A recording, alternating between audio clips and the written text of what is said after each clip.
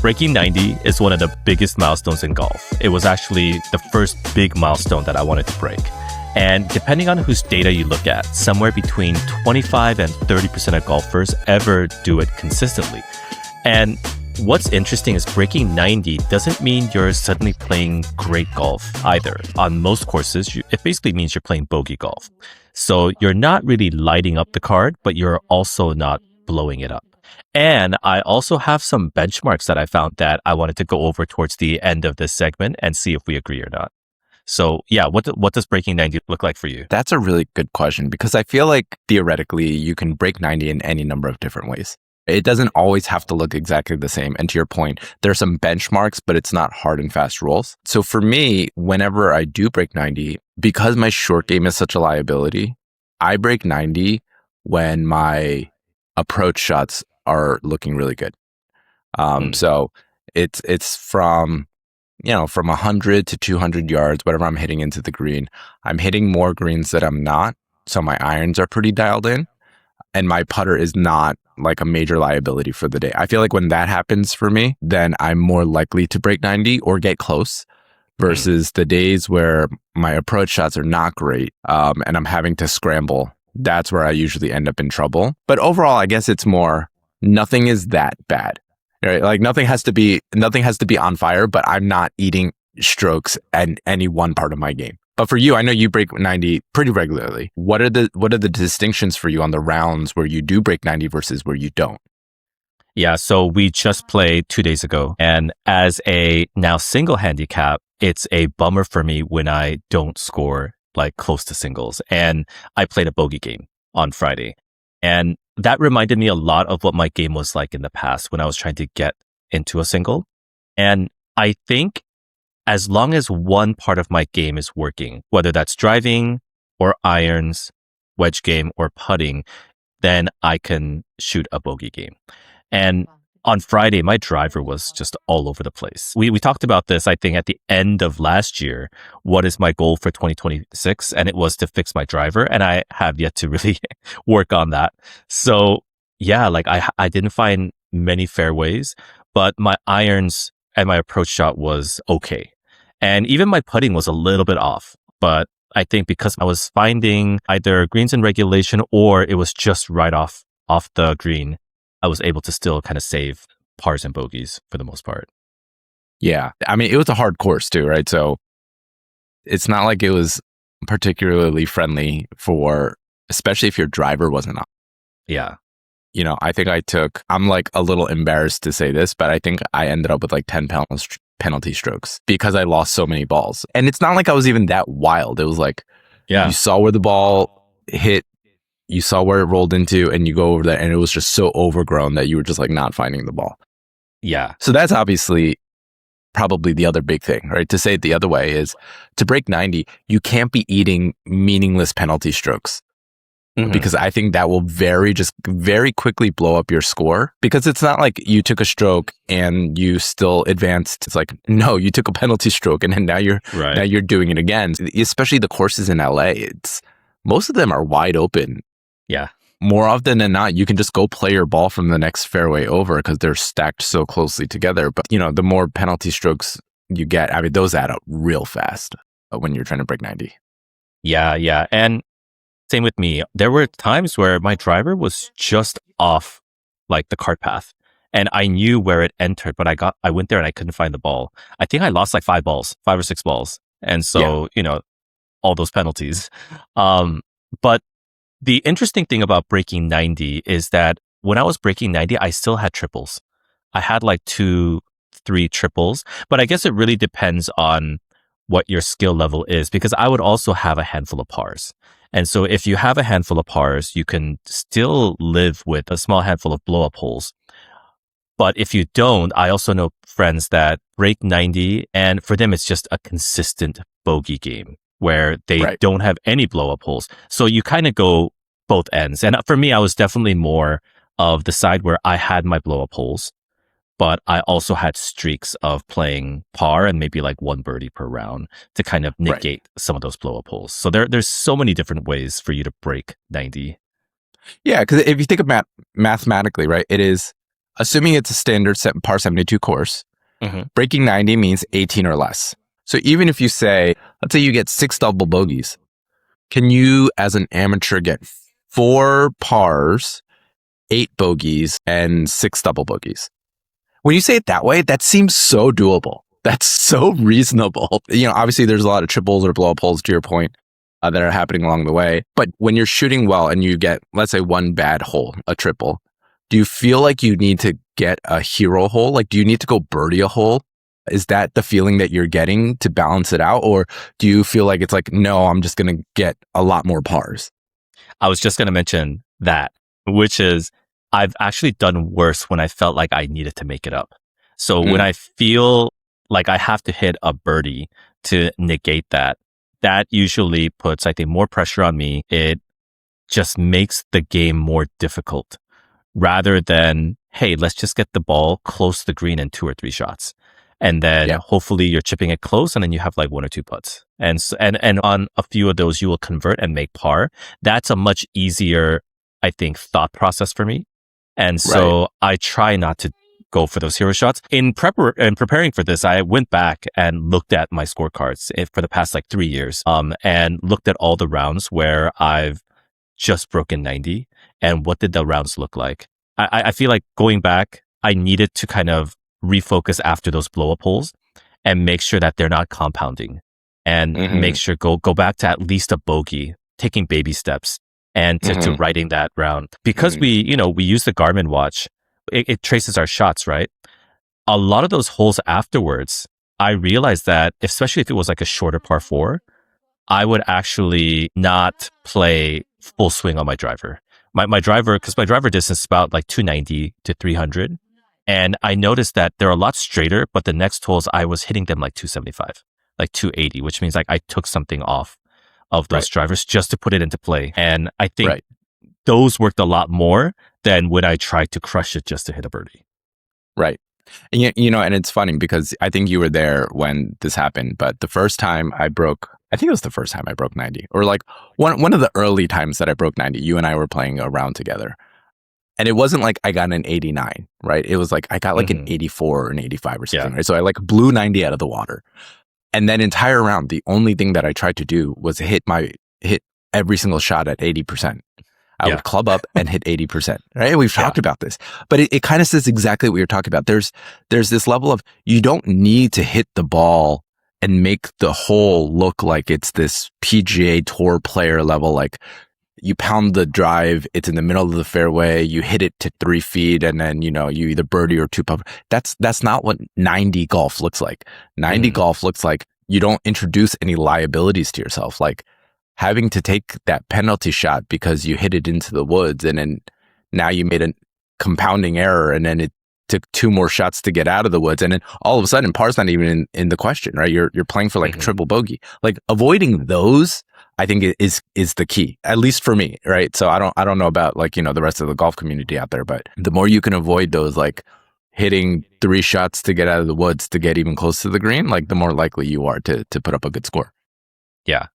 And I think this is where, though, distance does help, and why I still, when I have younger friends who are picking up golf, I do try to promote learn to swing hard and get your distances, because if you're thinking about muni courses here in Los Angeles, I think par 4s will be in the higher 300s, maybe low 400s. And on those holes, for players like us, if it's playing like 350, we can hit 2 iron shots and make it into the green.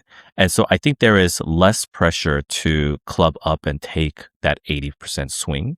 But I have seen friends where if it doesn't go very far, they actually feel a little nervous about doing that, because instead of pulling out your 6-7 iron, they're pulling out their 4 iron, and they're not as comfortable with it. But I did want to ask you, so why do you not do that more often? Maybe this is because I started golf when I was like, what was I, like 19? And I was also taught to swing aggressively. So for me, my natural rhythm and like my instinct when I hold the club is to make an aggressive swing. And I think, there's a part of what you were saying, which is especially if you're picking up golf now, like I agree with you. If you're younger and I'm helping you out, like I would push aggressive swings or learn to swing fast. But I think the second part of that sentence was never taught to me, which is swing fast, but in control. And Sure. and that last part of the, or maybe I just like willfully ignored that part. So like all I heard was swing fast. So since I started Yeah. golfing, it's always been swing fast, and I don't realize I'm getting older and definitely less flexible. So then, when my 7-iron isn't going 185 yards, I'm like, oh, something's wrong with me. Something's wrong with my swing. And it just like, there's this like mental disconnect that I don't like fully wrap or that I don't fully get, which is, hey, you can hit your 7-iron like 170 or 165. You're not really sacrificing anything and you're able to actually score well. Like it just doesn't compute for me. Yeah, but I do agree that there is a bit of a ego play for me. And we actually talked about this on Friday, that there were a few holes where I clubbed up and I was like, I'm taking, in my mind, what looks like a 3/4 swing instead of a full swing. And generally, from an accuracy and dispersion point of view, like that has helped me. But it took me a long time to get there because I am used to stock iron numbers that I've been hitting since my 30s. And I'm on the other side of 40 now. And my swing speed is losing like 2 miles per hour compared to when I was, 2, 3, 4, maybe 5. Right. Compared which to is 5 or 6 yards, right? So it's not insignificant. Yeah. Compared to when I was in my early 30s. And I think there is this pride in me that I still want to maintain those stock yardages, which is funny because just I think a couple episodes we talked about, hey, like you don't have to slam your 7-iron 180 yards, right? But because I knew I once did it, it's really hard to let go. But my score makes a huge difference when I do let that go. Yeah, because I love the method that you use, which is for your, I don't know what clubs you do it with. Maybe it's your pitch and shorter or 9 and shorter, where you have like 3 different swings that you can utilize, right? So you're a shaft parallel, arm parallel, you have a 3/4 swing. And then for each of those shots, you have a different yardage that comes out. Would you ever consider taking your full bag and doing your stock and your 3/4 shot? Because I think maybe that's what I struggle with too, now that I'm thinking about it, which is I can't just pick up a club and be like, oh, let me swing this smooth and see what distance comes out. Right? Because we tried that actually on Friday, right? Was it like 150 something, hard carryover water. And I was like, oh, this is a smooth 8. And I stepped up to it. And I just cranked an 8 and I like flew the green. And I was like, I don't know what I was like, that just like, there was just this mental disconnect. And I think it's because a lot of the times I don't practice it. So the concept of a smooth swing just doesn't come out in practice on the field, right? So I'm thinking maybe I need to try a different mechanism to figure out what is that shorter or that softer swing, so to speak. Yeah. Well, for me, I actually don't hit those swings soft because soft is such a subjective thing, and soft one day will be different from soft another day. And so I get to those positions and I whip it like it's a full swing. But the reason why I don't do that with my mid and long irons is for some reason, I just don't hit it well. And so the shaft parallel or even the arm parallel position, maybe it's because of the length, because I go up to the 9-iron. 9-iron and lower, I do those shots. I'm able to just hit all of those very consistently. But 7 and up, because maybe the length is longer, it chunk a lot of those shots. And so because of that, I have not applied that technique to my mid and longer irons. Interesting. I'm curious. Like, I want to go to the range now and with you and like look at this, because I feel like the idea of taking a shorter backswing and still maintaining your rhythm is like such a good concept for a lot of people. It's especially, to your point, your feel is going to change day to day. So if you don't want to rely on, hey, can I change my cadence? Can I be a little smoother? That's a great way to do it. But people struggle on the longer clubs. My instinct is to say, well, that's because you're probably letting your like hit reflex take over, right? So like you knew you took a shorter backswing and you still want to like pound it out there, So you're like, your arms come down too aggressively, right? Like that would be my guess, not looking at anybody's swing. But I'm actually like really curious to go like experiment and see what happens. For me, it's also, I think, ball position. Because up until the 9-iron, I am putting it middle of stance or even slightly back of stance if I want a lower flighted shot. Plus, the distances I would be hitting with the mid and longer irons, I already hit it well with my short irons. And so I just haven't felt like I needed it. But yeah, I probably just need to spend more time at it. Yeah.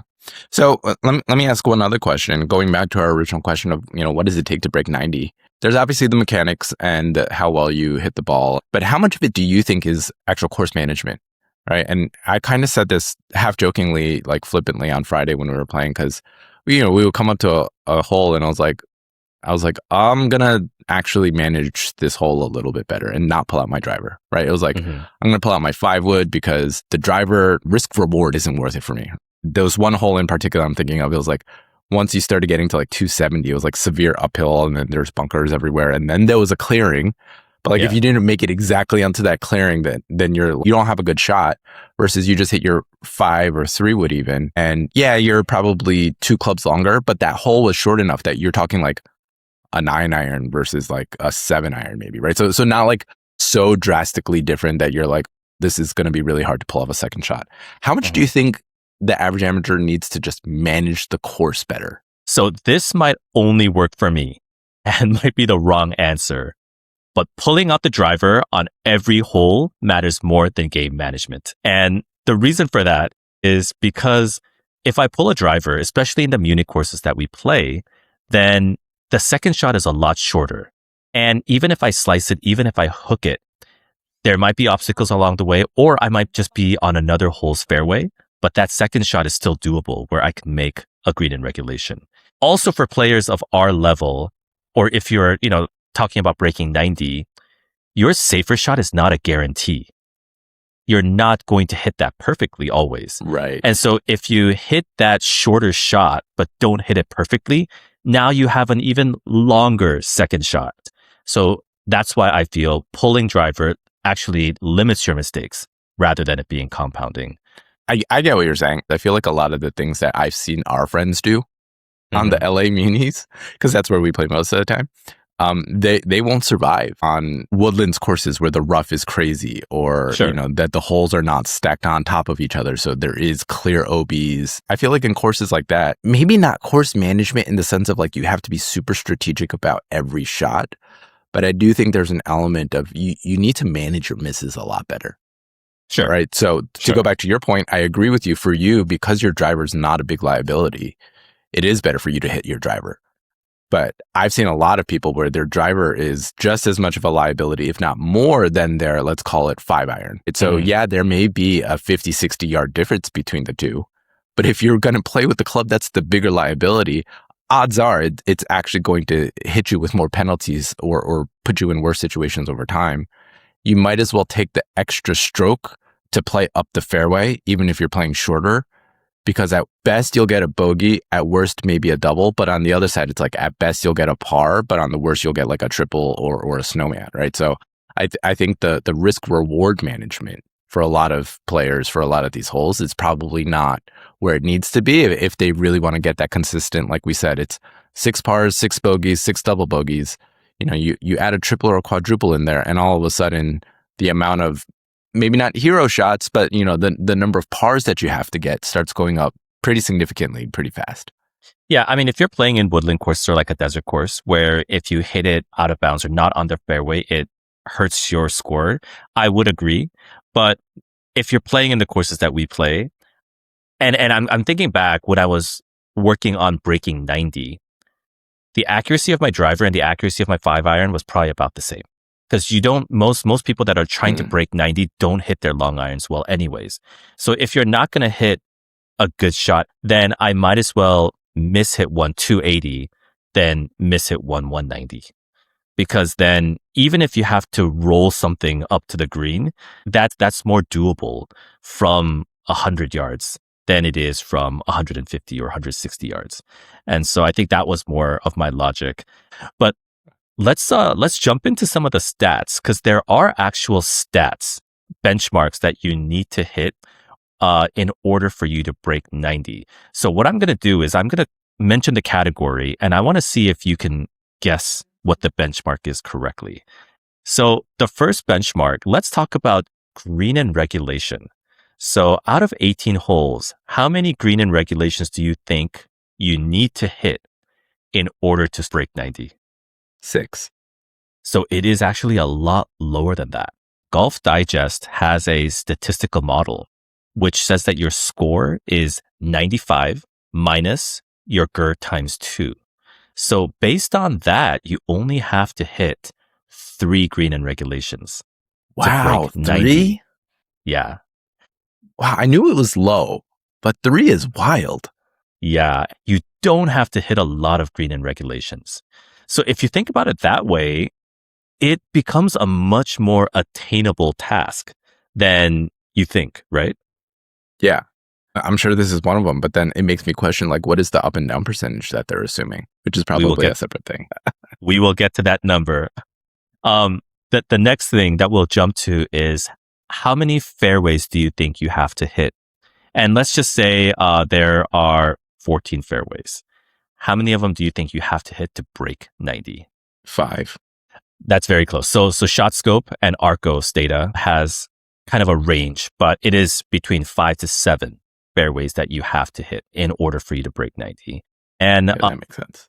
Yeah. And I think when it comes to fairway hits, it's a lot more about avoiding penalty shots than it is really about hitting fairways. I'm actually really curious to see more how many yards offline compared to like just fairways hit. I always like to make jabs at our friends where they'll like top one off of their, off the tee box, and I'll like trickle past the forward tees and just roll right onto the edge of the fairway. And, we'll make that joke like, that's technically a fairway hit, right? So, to your point, it's less of like, did you physically make it into the fairway versus like, what is going to happen next, right? So, fairway hit is a good proxy for you're not in danger. You don't have a lot of trouble. But again, if the course you play doesn't have like crazy rough, you can be 10 yards offline. And it won't hurt you that much, right? Because you're not that penalized for hitting out of that area versus hitting out of the fairway. But that's interesting. I again, this one also, I knew it was going to be lower than I was expecting, but 5 to 7, that sounds reasonable. And another data point which is interesting with fairways hit is that, do you know what the average driving distance of a amateur male is? 220. Yeah, it's not very far. And so, even if you hit only 220, if you make 6 fairways, statistics say it is very doable for you to break 90. So it's not even about you having to hit far in these fairway hits. All right, next category is total putts. How many total putts do you think you need? Oh, less than 41? So Arcos and ShotScope says that you have to be pretty competent in putting to break 90. So the range is 32 to 36, which means that you can still 2-putt every hole and break 90, but you can't do more than that. Which goes back to, and again, I know we're going to get to this, but this makes sense, especially the GER one, with like, where are you making that up? I guess, to break 90 statistically, you have to make it up on your ups and downs or your putts. Like that's where it seems like the data is saying that you need to be able to compensate for maybe not hitting it as well as you would have wanted to. Yeah. And again, this is another data point that I'm just pulling out of my head. I feel like when I was looking at how close does an average amateur hit to the pin, I think it was around 20 feet. And so when you're hitting at 20 feet, they're basically saying you have to get the first putt to within 5 feet. So it's potentially makeable. For an amateur, it's probably even closer to like, you got to get it to close to like 3 feet, right? Because even from 5 feet, I think your percentages drop drastically. It's very low. Yeah. After 3 feet, it like falls off. Even for pros, it like falls off after 3 feet. So yeah. Now we have a few more stats available. Triple bogeys or worse. So these are the blow up holes. How many do you think you are able to get? 1. That's exactly the number that the USGA says. In order to break 90, you can get away with 1. But if you have more than that, then you really have to make up on the other holes. And for me, like I said earlier, I've had rounds where I've had like 3 triple bogeys and I've still broken 90, but I had to string 5, 6 pars, not Right. in a row, but in the scorecard in order to negate all those triples. So it Right. definitely becomes a more daunting task if you have a lot more blow up holes. And the last stat is your scrambling percentage. So for our listeners that don't know what a scrambling percentage is, it's basically how often you still make par or better after missing the green in regulation. So what do you think your scrambling percentage has to be to break 90? I feel like it's going to be lower than I'm expecting, but I still want to say that it should be at least 35 to 40%. It's definitely lower. And I think the reason why it's lower is because they don't expect you to actually hit a lot of pars. And the Right. scrambling percentage says that you made par or better after Right. missing the green. And so the scrambling percentage is closer to 20 to 30% based on Arcos as well as the shot scope for amateurs. So you don't need a great short game, but you need some ability to save par occasionally. Because 20%, what is that out of 18 holes? 25 is like 4.5. So yeah, like you still have to be able to hit pars on a few of them, but Okay. I get it. I think hearing any one of these stats by themselves feels a little bit not weird, but it's like it's interesting because they all feel like they're lower than they should be. But then when you mhm, take them all into context together, and that's what I'm trying to like kind of hold in my head, yeah, then it makes sense, right? Because it's again, like we said at the beginning, but in a different way. You're not having to hit hero shots in any one area, right? It's not like they're saying, hey, you need to hit 25 putts or less, or your GER percentage has to be like 70%. It's like, no, you just have to play a pretty consistent game, and you don't have to be that phenomenal in any area. You just can't give up strokes, at every time you're touching the golf ball. and so I think it's to our listeners, like breaking 90 shouldn't feel like a daunting task as long as you're a good putter, is what I got from this data. You still have to putt, competently, because two putting, I think, being the norm, is probably the hardest stat out of this entire list. Would you agree with that? Two putts are not easy to come by, especially on some of the slicker holes, or if the greenskeeper has had like a really bad morning or something and he's just like F everybody and he puts it like on a dome, which, I feel like we've had a few of those lately. Like, Yeah. yeah, it's like sometimes getting away with even a 3-putt feels like, you're kind of lucking out. So Yeah. And, when I was first picking up golf, there would be kind of older golfers that always tell me to focus on my putting more. I've been like thinking back to everyone that's told me that there is truth to that. On the days where I am scoring really, really well, I have a lot of one putts. And sure, mm, it's because my approach shot and my chipping is also good.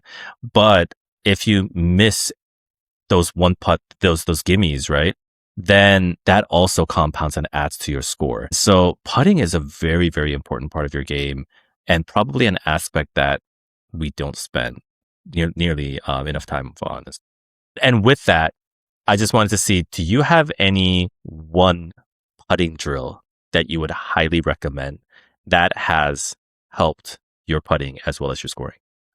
the best thing for my putting is actually golfing with you, because you'll tell me every few rounds what I'm doing wrong, especially when I revert back. No, but in all seriousness, I think for me, the drill or the mental kind of image that I have, the thought of like, hey, if I were to just roll this with my hand, right? If I could Mm, just toss and roll it with my hand, that's the same rough feeling for putting.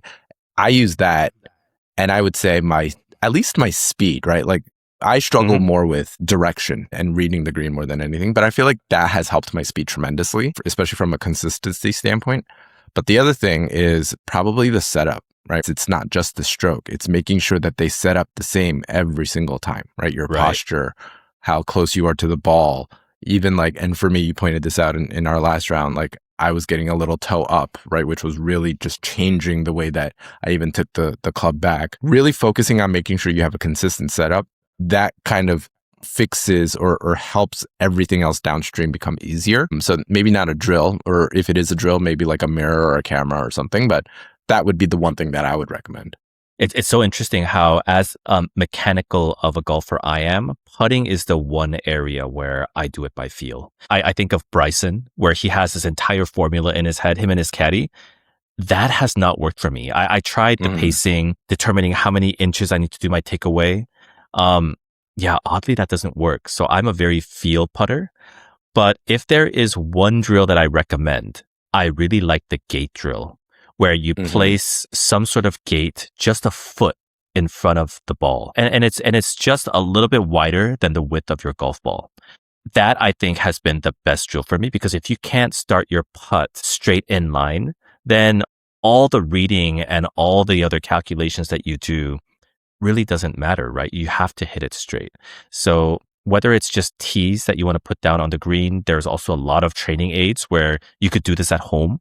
That is the thing that has helped me the most. And that's actually the drill that made me decide that arm lock was for me. Because with arm lock, I'm able to hit like 9 out of 10 through that gate. With every other grip or traditional style that I've tried, I can't do that. So I would highly recommend you try the gate drill on top of all the advice that Roy just mentioned. All right. So breaking 90 isn't about playing perfect golf, but it's really about mitigating those big mistakes that will blow up your scorecard. So next round, don't worry too much about what your scorecard looks like, but count your triple bogeys, count your 3 putts, and see how often you keep your ball in play. And as long as those numbers get reduced, I think your chances of breaking 90 are much, much higher. And for our listeners out there who have broken 90, we want to hear from you. What actually helped you get there? And is there anything that we missed? Drop it in the comments or send it to us, because breaking 90 stops being a mystery once you hear how other golfers actually did it. Hey everyone, welcome to the Off TRAQ podcast, where we talk all things golf from an amateur point of view. I'm Charles, that's Roy. We're 2 golf-obsessed tech guys, and we're currently working on our own golf company. Make sure to click subscribe or follow on YouTube, Spotify, and Apple Podcasts so you don't miss an episode. And also follow us on our socials at TRAQ Golf on Instagram and TikTok. Awesome. So for our next segment, as always, we want to talk about what's happening this week in golf. The first is there's been a lot of people mentioning this mysterious ad that the PGA Tour has run, which is March is going to be major, right? And it was just like a blip. I feel like they've been talking about, obviously they're talking about the Players' Championship, which happens in March, which a lot of people have called the 5th major for the longest time. There's always debate. I feel like every year right around now into March, but they're definitely stoking some fires here. Do you think there should be a 5th major? I think a lot of people that argue against the 5th major are the traditionalists that want history and tradition. I am not that. So I am all for a 5th major. Also because I feel at the Players' Championship, the field is better than even some of the majors. And so there's, no exemptions. If you're elite right now, you're in. And so, I think golf deserves a modern major. Yeah, and as the self-professed traditionalist, I think that's absolutely crazy. And just to give a little context, right? So right now there's 4 majors. So very long-standing tournaments. I think each of them is at least 70 years old, if not longer. The Players' Championship is definitely more recent. I think it started in the 70s. It does have one of the most elite fields that you can get, especially in the context of golf tournament. A lot of people argue it's actually more competitive than the Masters because of who's allowed to play in the Masters versus who's allowed to play in the Players' Championship.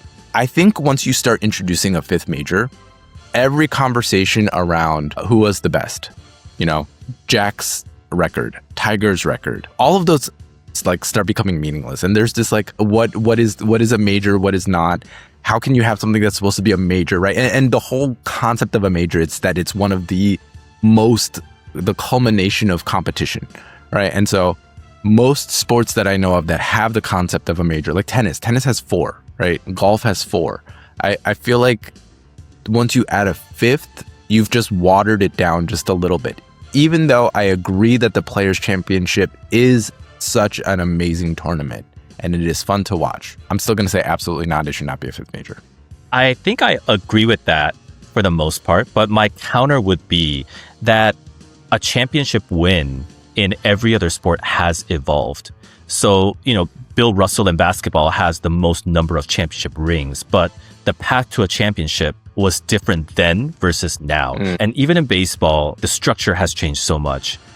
Football, now there's 17 games where they always talk about the Dolphins that had the perfect season and they played 14 games. So would adding the number of major really make that big of a difference when in every other league, the structure of getting to a championship has changed so drastically? Yeah, that's a good point. And I don't know what it is. There's this like whole vibe and culture of golf being this like old school, gentleman's traditional, rooted in this culture, and you don't want to change it. I don't know why I buy into this, but I do. For me personally, I think I like the Players' Championship more than the PGA Championship. So if we're going to add the Players' Championship, I would make the argument that you drop the PGA Championship and make it so that it's still 4 majors, but have the one that is more competitive, more fun to watch, more exciting, and keep the number at 4 and at least preserve that part of tradition. All right, second up, now with the news of Brooks coming back, Patrick coming back, a lot of people were holding their breath to see if Wesley Bryant would be able to come back. And for our listeners, just a reminder, Wesley has been banned from the PGA Tour because he played a 9-hole scramble on Grant Horvath's YouTube channel. I think it was like a year ago. And it was with other influencers and folks from the LIV. And it was deemed an unauthorized tournament. So by the rules of the PGA, he is suspended. His suspension is indefinite. And so a lot of people thought he would be allowed to come back. He filed an appeal. And as far as I know from the news, the PGA Tour basically said, there's nothing to talk about. You are still banned. What do you think of this? Are they going too far? They are absolutely going too far. This was an exhibition that he played in. Now, the one thing that I don't know too much about is, does Wesley Bryant, did he have a tour card when he actually played? Because I know he played on the tour, but I don't know how consistently he was on the PGA Tour. I thought he spent more of his career on the Corn Ferries. So do you know about like his professional career? He did make the tour. In the 12 months prior to his suspension, Wesley played 20 events and made 9 cuts and had earned $1 million. Okay. He played in a lot more tournaments than I thought on the tour. And so still, you let Brooks come back. You let Patrick come back. I guess if he qualifies, he should be allowed back. I don't know why that there is a huge ban on him for playing 9 holes in an exhibition. Yeah, I the road back, right? The amnesty that the tour is providing was very targeted. It's like they were trying to get Brooks back. They were trying to get Bryson. They were trying to get Jon Rahm, and they gave a giant middle finger to Phil Mickelson, at least, if you read between the lines. And they're very intentionally not bringing people back that they don't think are beneficial to the tour. And from that standpoint, and a traditional golf standpoint, Wesley Bryant's name is not big enough to warrant or justify giving him an avenue to come back. And this is where, like you mentioned, I think they're wrong because YouTube golfers today are more well-known than PGA Tour players, especially to the younger generation. And I do, I've read the comments of people that actually defend the tour. And their thing is that this rule isn't new. The PGA Tour has always had a conflicting events policy. So this wasn't an accidental rule. Everyone knew about it. He broke it. And so if the tour wants to make an example out of him, then more power to them. But when you are cherry picking, like you said, and letting some players in, but you don't allow someone like Wesley Bryant to come in, I think that is highly hypocritical. Yeah. And to that point, I at least know Wesley Bryant, right, as a golfer versus like now I was watching the Waste Management Open. I didn't recognize like 75% of the names.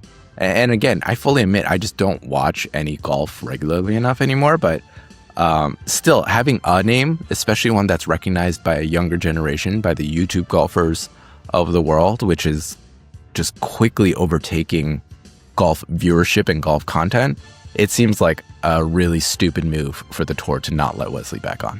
And then lastly, the Waste Management Open, in what is, in my opinion, the stupidest tournament of the year for any number of reasons. You said something to me while we were prepping that I think just exemplifies the Waste Management Open, which is, you said, I heard a lot about the Waste Management Open. None of it was golf related. Right. Right? So what have you heard that is not golf related? And let me tell you why this is the worst tournament that has ever existed. I didn't get to watch any of the tournament. So all of my access to the tournament was from Instagram or YouTube. And for every one play related post that I saw, there was 4 or 5 non-play related.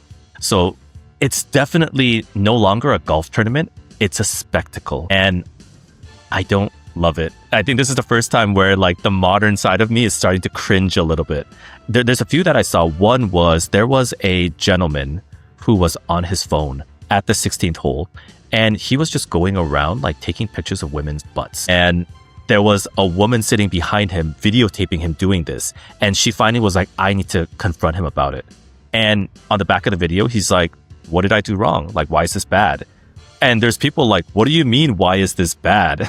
Yeah, I mean, that's just a standard of being a decent human that's being violated, let alone like, and I think for me, that says a lot about the tournament, right? That people think that they can show up to this golf tournament and just act that way. Like you wouldn't act that way on the streets. Like why, what about, this environment makes you feel like that's a socially acceptable behavior? Yeah. And I think there was another one where there was just chanting for this woman in a green dress to start making out with another woman. And so the entire 16th hole was just like chanting like green dress.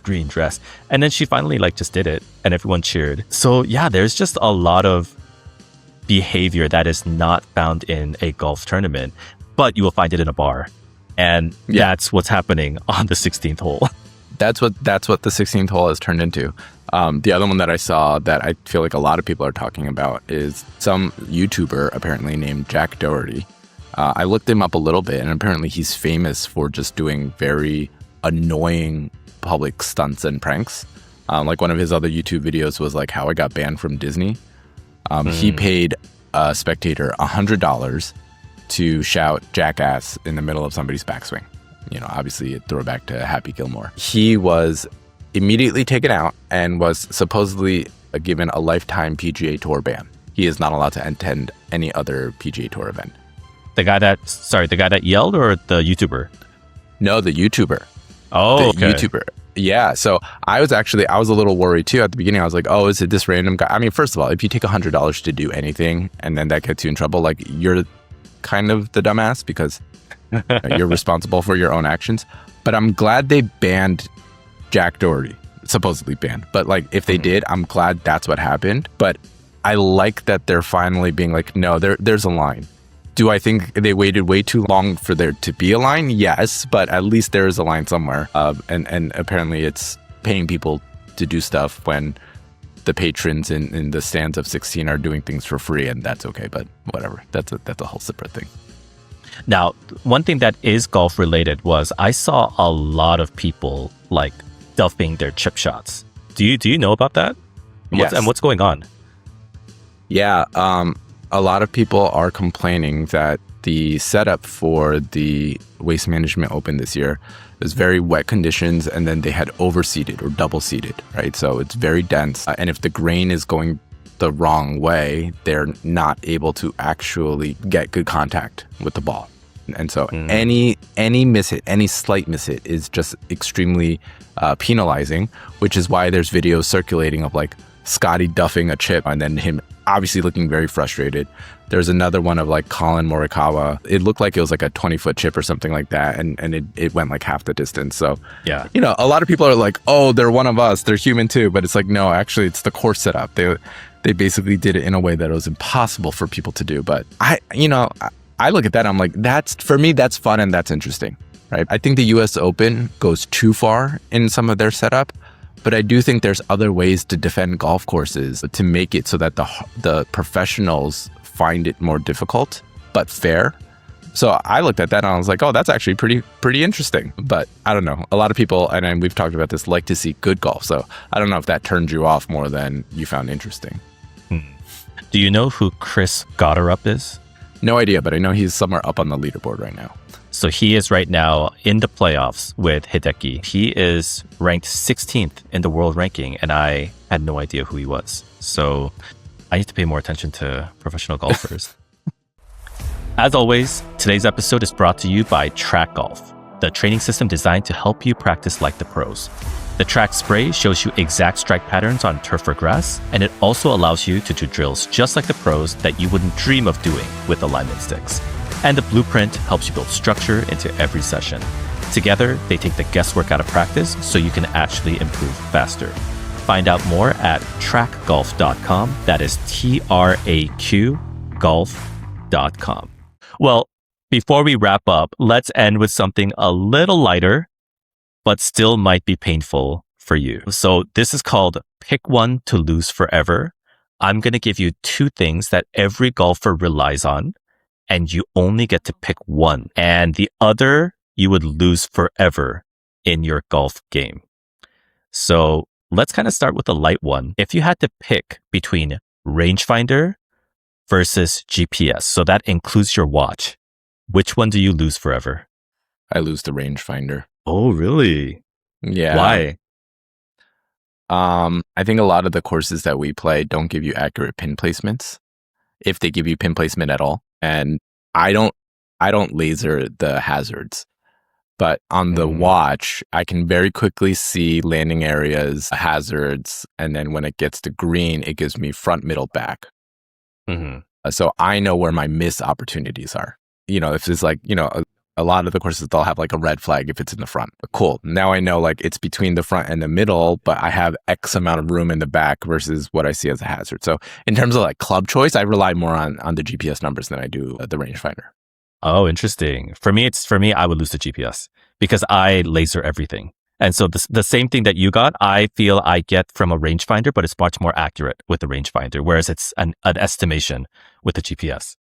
Yeah, I know. It's funny because when we were out at lunch with our friend the other day, he made the comment of like, nobody goes and like ranges or lasers the bunkers in the middle of the fairway. And you just looked and you were like, I lasered the bunkers in the middle of the fairway. So that pretty much says a lot. Yeah. All right. Number 2, mulligans or gimmies? Mulligans. Because we play our normal groups that we play with, we play one mulligan per 9. And it's a use it or lose it, right? But I feel like for us, we don't really use mulligans that often. It's true. Versus the gimmies, I feel like if I had to putt first of all, it would take forever if everybody had to putt everything out. And like, ain't nobody got time for that. Yeah. But the other side of it is like, I'm pretty sure I would miss one or two of them. Like, if we had to take everything that seriously. And I also don't want to find out. So I'll keep the gimmies. What about you? Yeah. No, from the pace of play perspective, I knew gimme was going to be your answer, and that's my answer too. Like don't get rid of gimmies. People need gimmies, otherwise it's going to be even longer each round. All right, number 3, will you lose distance control or direction control? Right distance but offline, or you're online but you hit the wrong distance forever. What's the variance that we're talking? I didn't think that far. Let's say 10 to 20%. I think I would have to lose direction control. I think oh God, this one is so hard. Because let's say on a standard par 4, you hit your driver plus or minus 20%. That's fine. And then you hit your approach shot plus or minus 20%. That's fine. And then you can up and down or, up and 2-putt for a par or a bogey pretty reasonably still. If your variation is 10 to 20% directionally, that's like you're in the woods, you're in a bunker, you're like, you're playing everything but the hole that you're on. And I feel like A, that's so stressful, but B, like there's no opportunities to score because like God knows where you're going to end up. And that feels weird. I don't know. This one feels impossible, but okay. I'm going to stick with, I will keep distance control and lose. No. I said that backwards.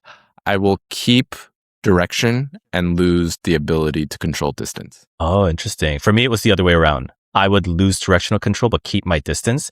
That's my game right now anyway, so I'm not losing too much. Okay. All right, next one. You never 3-putt again, or you never take a penalty stroke again. Never take a penalty stroke again. So Easily. You're okay 3-putting? I mean, I don't like it, but knowing me and my game, I eat more stroke from penalties than I do from 3-putts because my putting is just healthy enough that, it'll be maybe 2 or 3 around on average, I think. Whereas I feel like I was saying earlier, like this last week, I took like 10 penalty strokes from lost balls. So yeah, like hands down. I feel like you're the opposite. For me, it's the opposite. For me, it's about even the number of strokes that I lose from penalties versus three putts, but I just hate three putts more. The next question is, would you never miss left or never miss right? Never miss left. I hate seeing the left miss because my natural shot is a draw, but if I'm missing left, it's very evident that I have no control over the ball whatsoever. And so the snap hooks, the balls that just never stop drawing, like it's like it starts on the line you want it and it just like keeps going and you're just like, what the heck? Those bother me way more than hitting a fade or even the occasional slice or the push. And when I do push or when I do miss, it's more often than not a push or a push fade, right? So even that, I think because maybe I'm so used to it, but I feel like those are more controlled misses than the snap hooks and the overdrawing, in which case I feel like I don't know what I'm going to get. I'm oddly the same way. I hate the snap hooks, but I just looked at my data before this and I missed to the right more than I missed to the left. Because me hitting a draw or snap hooking is a new phenomenon, right? I never hit things to the left. But maybe because of that, in my mind, I hate going left. And so I would also lose that. Next one is play the same course forever or never play the same course twice. Do I get to pick the course? Sure, you could pick the course. And what course would it be? I mean, is it reasonable? You're like Augusta National. Yeah, I'm like, is it Augusta? Is it Pebble Beach? I mean, I might even take Kapalua. If it's within reason and there's no like difference in money, travel, anything like that, I think I would say never play a course twice. So always a different course every single time. Because yes, there are these legendary courses, and if I could play them again and again, I think I would have a lot of fun. And as I like quote unquote grew up playing the game, and even now, there's a handful of courses that we play. When I lived in New Jersey, my buddy and I played like the same 4 courses 90% of the time, and that was great. But I think it was because it was 4. If it was literally the same course every day, I think I would get bored, and so I would have to go with experience all of the different courses out there. I mean, and there's thousands, so it's not like I would ever run out. Oh, that's a good point. That's a good point. Because I was thinking, if you never play the same course twice, you're also going to have to play on crappy courses. And so I was like, should I just pick a really nice course which has, some variability from hole to hole and just play that forever? I don't know what I would pick for this one. I didn't really think that far. But you bring up a good point. Well, how frequently are we? I mean, these days I play like once a month, so that's true. I'm not getting that far down the list of greatest courses of all time, at this rate. So, I don't think I'm ever going to end up on a muni in like the middle of nowhere. It's a good choice. All right.